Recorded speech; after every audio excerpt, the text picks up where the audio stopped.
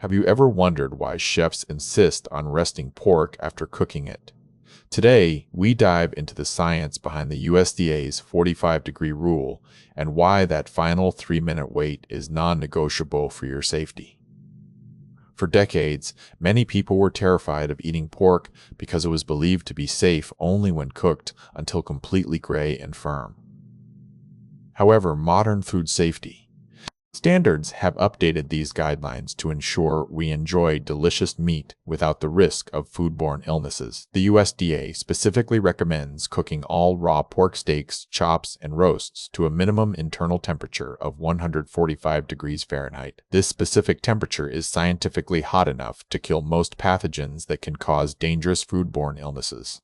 But here is the critical detail often missed.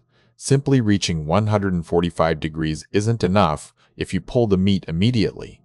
This temperature must be held for a sufficient amount of time to ensure that harmful bacteria like Salmonella and parasites are completely eliminated. This is where the resting period becomes vital. You must allow the meat to rest for at least 3 minutes before carving or consuming.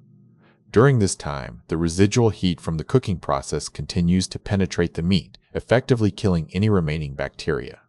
This method allows the collagen to break down slightly while keeping the juices inside, resulting in pork that is not only safe but also juicy and tender rather than dry and overcooked.